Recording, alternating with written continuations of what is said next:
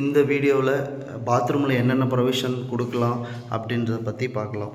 First one washbasin area table top option கொடுக்க போகிறோம். அதுக்கான இன்லெட் அவுட்லெட், டேபிள் டாப் மேலே மிரர் வரும்போது ஸோ அதுக்கான லைட் ப்ரொவிஷனுக்கு லைட் ஆப்ஷன், அதோட கண்ட்ரோல் சாக்கெட் யூஸ் பண்ணுறதுக்கு ஒரு 3 மாடல் சுவிட்ச் பாக்ஸ் ஒன்று கொடுத்துருக்கோம்.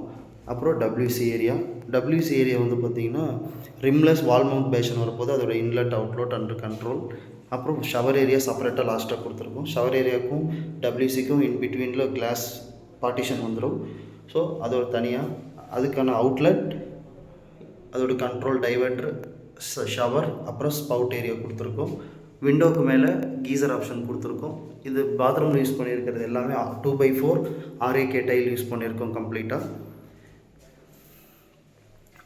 UPVC விண்டோ இந்த கான்செப்டில் பண்ணியிருக்கோம். ஒன் சைடு வந்து வென்டிலேட்டர், ஃபிக்ஸ்டு விண்டோ யூஸ் பண்ணியிருக்கோம். அதுக்கப்புறம் லூவர்ஸ் யூஸ் பண்ணியிருக்கோம். லூவர்ஸ் கண்ட்ரோலர்,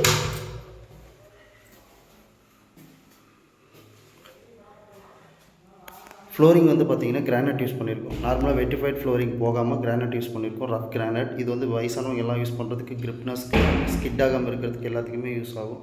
ஸோ இது யூஸ் பண்ணியிருக்கோம். அதுக்கப்புறம் பார்த்திங்கன்னா கிரானைட்டுக்கு வந்து ஸ்பேசர் யூஸ் பண்ணியிருக்கோம். 3 mm ஸ்பேசர்.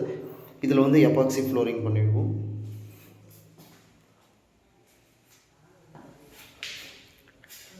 தேங்க்யூ.